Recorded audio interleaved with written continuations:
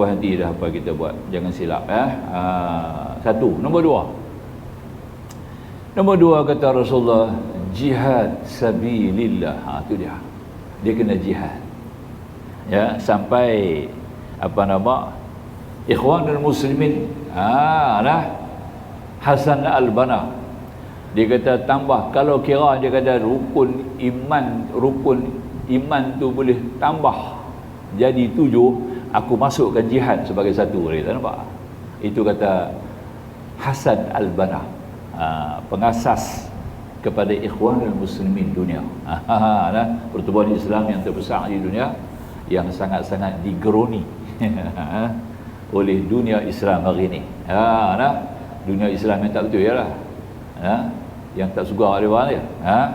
Pada hakikatnya dia patut kenal, memang tepat sekali, betul satu badan yang cukup hebat, yang ditubuhkan atas dasar akidah, atas dasar jihad.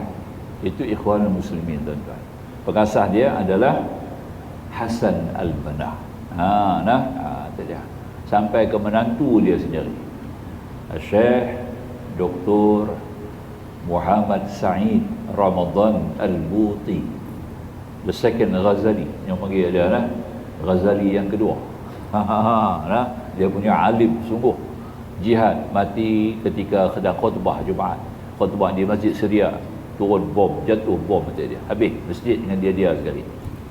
Itu menantu Al-Banna, hebat itu dia. Jadi makanya apa yang disebut sebagai suatu trust, dia kata sekiranya kalau boleh tambah rukun iman tu, macam Nabi katalah, kalau Allah izinkan boleh sujud kepada makhluk, nescaya aku perintahkan isteri sujud kepada suami. Nampak tak? Menunjukkan kedudukan suami itu tinggi di sisi seorang isteri. Faham itu bukan kata boleh nak kata apa penting, macam sembahyang jemaah lah kalau ada orang boleh ganti tempat aku, akan aku suruh pergi himpun segala kayu-kayan, aku bawa kayu-kayu ni pergi bakar rumah-rumah mereka. Siapa orang yang tak sembahyang jemaah? Nampak tak? Tapi Rasulullah tak bakar lagi lah. Cakap Nabi itu boleh bakar, kira-kira kalau Nabi dah cakap begitu, maknanya boleh bakar itu dia. Jadi macam tu juga kalau aku panjang umur tahun depan, aku nak puasa pada hari yang ke-8, pada hari yang yang ke-9 Muharram, tapi Nabi tak dan puasa, Nabi mangkat. Jadilah hukum sunat kita puasa hari apa? Hari Tasu'ah, hari yang ke-9. Nampak tu itu memberi erti. Jadi Rasulullah SAW menyebut dalam hadis ini kepada Muaz, ya Muaz, yang kedua jihad, yang ketiga semua perkara kemuncak ni mestilah Islami. 3 benda. Yang pertama sekali kita kena faham sembahyang kena betul. Yang kedua kita kena ada jihad, semua unsur jihad. Jihad ni buat sungguh-sungguh. Paling nak faham sungguh-sungguh tapi sungguh-sungguh yang baiklah, jangan jahat sungguh-sungguh. Hari ni yang kalut-kalut, yang mungkar sungguh-sungguh, raja lawak sungguh-sungguh, seronok sungguh-sungguh, menyanyi sungguh-sungguh sampai dapat bintang ini tak mau. Sungguh-sungguh ni mungkar, tak boleh.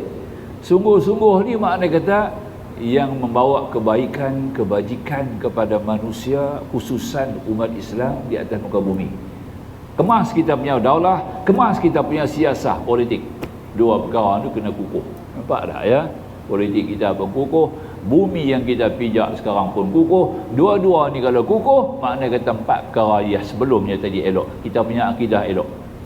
Kalau politik kita bercanggah, daulah kita juga sudah tidak kukuh, makna kata akidah kita goncang, ibadah kita lemah. Nampak tak? Dunia kita masih hanyut, akhirat kita tenggelam. Itu dia. Faham? Boleh ingat tu dah? Kalau politik kita hari ni, kita tengok keadaan perkancahan dalam siasah politik pentadbiran negara, betul tak? Politik ni penting, tuan-tuan. Tak ada politik macam mana nak jaga Islam? Politik kena ada pasal nak jaga Islam. Nampak dah? Tak ada. Jangan salah pula dia orang kata Islam dengan politik tak boleh sekali. Tak faham lah tu. Jahil. Orang yang jahil cakap dulu tu. Dia tak kerti. Buka tengok 40 ayat politik ada dalam Quran. Ya, buka tengok. Ya, itu ilmu Al-Quran. Kita kena mengaji sampai ke tahap tu lah, faham habis-habis ya. Jadi makanya apabila siasah kita goncang, tidak sejalan, daulah kita, bumi yang kita pijak juga sudah terancam ya, tidak lagi dikuasai penuh oleh orang Islam. Makna kata 4 perkara awal dah rosak, akidah kita dah rosak, nampak tak? Ibadah kita dah lemah, dunia kita sudah mula hanyut, akhirat kita tenggelam. Itu dia, nampak tak? Dia faham 4 benda ni kena jaga dulu. Akidah kena kukuh, ibadah kena sempurna, baru nampak dunia kita jelas, baru akhirat kita akan menjadi vision, sasaran. Nampak ya? Boleh lah. Kita nak lihat macam tu tuan-tuan, jauh sikit kita baca ya. Dia orang kata tak ada politik, tak boleh. Dalam tasawuf kita sentuh juga perkara ni, kerana dia adalah sesuatu yang merupakan roh kepada ibadat. Nabi kata ya, Nabi kata tadi ini at-tadbir nisful ma'isyah. Satu hadis, tadbir dalam kehidupan dunia ni adalah satu di antara sebahagian daripada iman. Nampak tak? Itu dia. Ya. Al-iman antaranya kata tadi tadbir bil ma'isyah, kita mentadbir kehidupan ini termasuk sebahagian daripada iman. Hubbul watan ma'al iman. Kata Rasulullah, kata cintakan negara ni sebahagian daripada iman. Betul tak? Itu kena ambil kira. Sebab tu dia ambil kira bahagian akidah dulu bagi betul. Kalau akidah tak betul, habis kucar kacir dunia Islam hari ini kerana akidahnya tidak sihat. Akidahnya tidak sihat tuan-tuan, ibadahnya lagi lemah. Bila akidah sudah lemah, ibadah kita juga akan mula tercabar, mungkin tergadai. Nauzubillah ya. Tidak, orang dah tak mula kenal Nabi, orang dah tak mula lagi sayang Nabi, tapi sebut kata Nabi. Nampak tak ya? Dia sebut kata Nabi Muhammad tu Nabi, dia sebut Nabi Muhammad tu Rasul, tapi tidak sayang kepada Nabi lagi dah. Sebab tempat-tempat yang Nabi suka dia tak sampai, majlis-majlis yang Nabi suka dia tidak hadir. Nampak? Dan satu lagi, apabila kita mengabaikan Rasulullah, dengan sendirinya ibadat kita semua batal. Tok guru duk baca kitab depan ni, duk baca kitab hadis, dia di belakang duk main telefon, punya biadab. Nampak ya? Tok guru duk baca kitab hadis ni, hadis Nabi tu, sabda Nabi tu, hadis Nabi lah, duk baca. Orang yang baca hadis Nabi ni macam Nabi lah, mewakili Nabi sedang baca, seolah-olah Nabi di depan.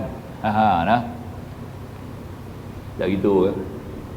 Satu orang kata kat Profesor Hamka, dia dengar satu guru duk baca kitab, Hamka duk dengar. Satu orang duk tepi dia kata, nampak tak? Satu orang tu kata apa nama, yang dia baca kitab tu Said lah, yang baca kitab tu Said, keturunan Said yang baca kitab tu. Satu guru tu keturunan Said. Ya. Rasul Abu Bakar Hamka kata dekat dia kata dia baca korang baik sikit lah, korang baik sikit dia duk baca tu. Dia kata, dia komen lah, ni kawan duk dengar ni. Hamka kata dia, masalah baik tak baik, dia baca tu hadis Nabi. Dua di situ dah. Pertama, dia keturunan Nabi. Kedua, dia mewakili Nabi. Ketiga, dia baca bahasa Nabi. Nampak? Itu yang tinggi, bukan baik tak baik. Nampak tak ya? Baik tak baik tu macam mana kita nak nilai? Kalau hang boleh nilai dia baik, hang bagus daripada dia lah. Betul? Tentu kan? Ya. Jadi yang penting, pertama kerana dia keturunan Nabi Said. Kedua, dia baca hadis Nabi. Ketiga, dia mewakili Rasulullah. Itu yang patut aku duduk. Pasal tu aku duduk tunggu ni. Nampak tak? Hamka duduk tunggu. Jadi kita kena raikan.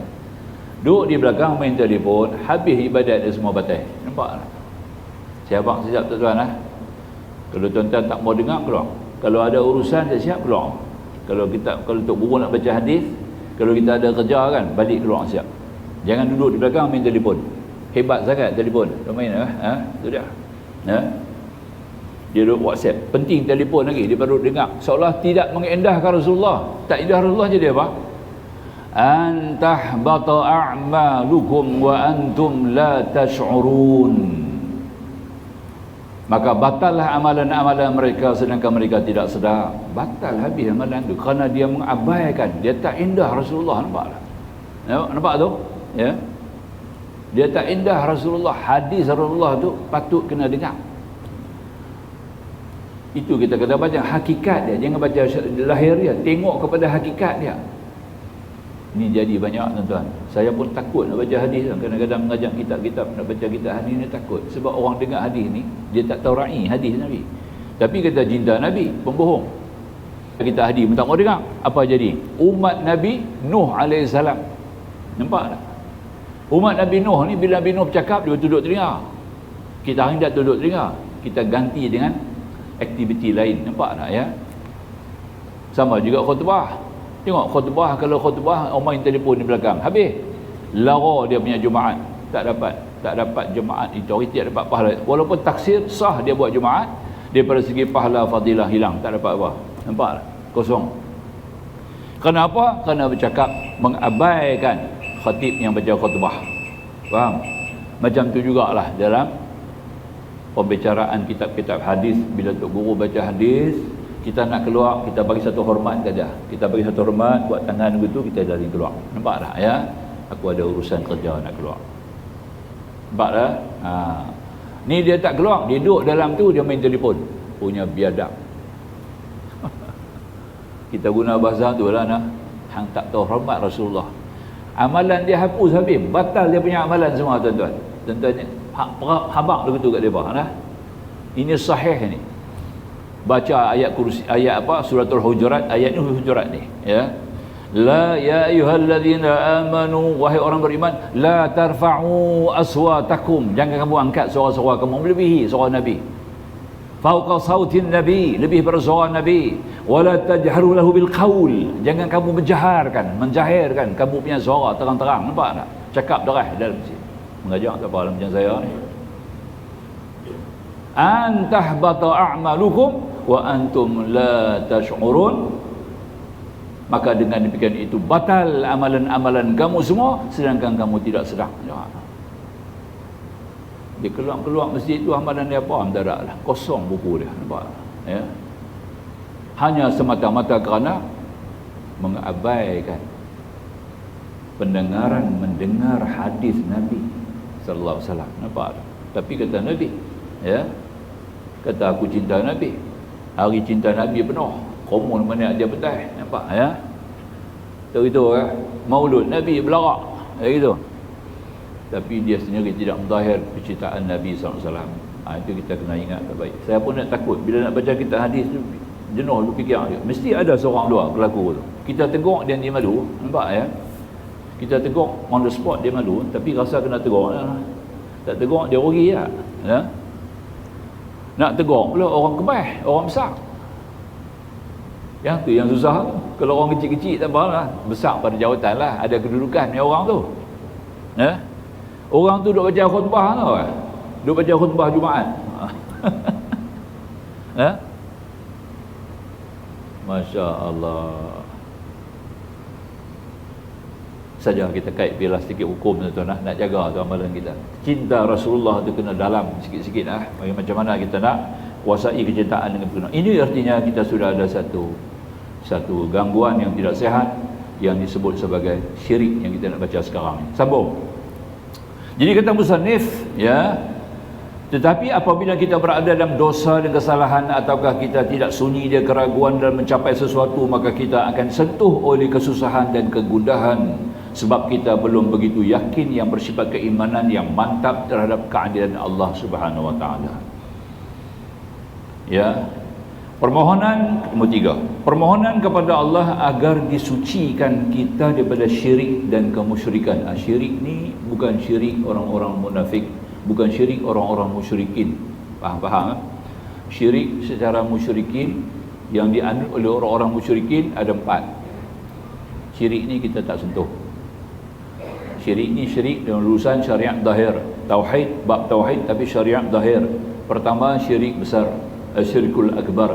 Kedua syirik kecil, asyirkul asghar. Syirik besar ni sembah pokok, sembah apa, sembah patung, sembah itulah. Sembah berhala apa, syirik besar tu. Syirik kecil ni riak. Nampak tak? Dia sendiri jadi patung. Apa dia jadi patung? Dia tunjulkan dia punya ibadat untuk dipuja-puji, disanjung, diperhati oleh orang. Nampak tak? Ada orang cantik, tak ada orang lingkup. Ada orang jaga, tak ada orang tak jaga. Orang duk tengok, dia kata orang duk tengok aku ni, kena aku main sikit lah. Nah, hari Jumaat kita masuk Jumaat orang duk ada lah, kita pun berdiri sembahyang tahiyatul masjid. Nampak ya? Kena jaga semua orang duk perhati kat aku. Nampak tak? Kena buat semua. Apakah betul aku tu? Betul macam tu kan kalau tak ada orang? Dah, duk jaga, duk pedor je punya ibadat. Ada orang cantik, tak ada orang tak cantik, tak boleh. Kalau pergi masjid pakai pakaian dia elok sembahyang, duduk di rumah dia pakai lebih kurang sembahyang. Nampak tak? Tak betul. Di rumah pun kena elok, di masjid kena elok, sebab kita menghadap Tuhan yang satu. Tuhan tu di mana-mana, menguasai merhati kita. Betul tak? Dia kena ada pegangan dulu tu, baru jadi. Ini ada orang cantik, tak ada orang tak elok. Nampak tak ya? Ada orang menonjol diri dia sangat, suka menonjol diri dia sangat. Bila orang tegah atau bila orang halang, mula ya, jadi marah, jadi macam-macam. Ini artinya orang yang cukup riak. Faham? Itu panggil syirik kecil. Yang ketiga, asyirikul jali.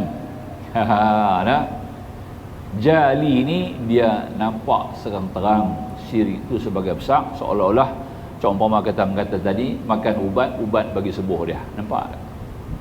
Makan ubat bagi sembuh. Kalau tak ada, aku ni pakai bateri. Kalau tak ada bateri ni, lama dah aku piam. Itu dia. Habis. Susah duk cakap lah benda hang dah pasang lah, sudah lah cakap tu apa. Nampak lah? Hang dah pasang benda tu, alhamdulillah, satu nikmat Tuhan bagi. Allah izin ada bateri kat aku, boleh hidup peacemaker, kan? Boleh selamat. Duk cakap pula, kalau tak ada benda ni, lama dah aku piam. Jadi selama ni hang duk hidup atas benda tu lah. Nampak tak? Yuhyi wa yumit boh di mana? Yuhyi wa yumit boh di mana? Nah, yang kata Allah yuhyi wa yumit tu duduk di mana? Ya Allah. Itu kita panggil asyirkul jali. Besar. Asyirkul khafi. Khafi ni masih meletakkan usaha, daya, kekuatan, tabiat atas kita.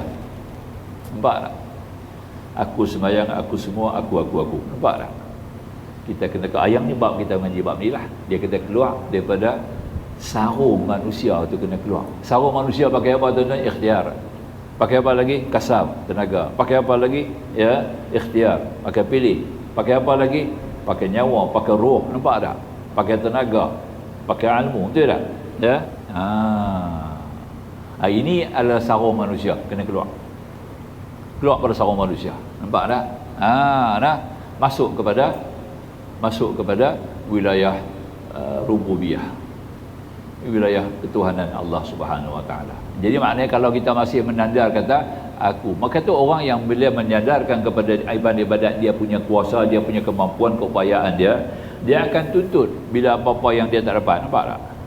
Aku duduk sembahyang, apa tak bagi kat aku?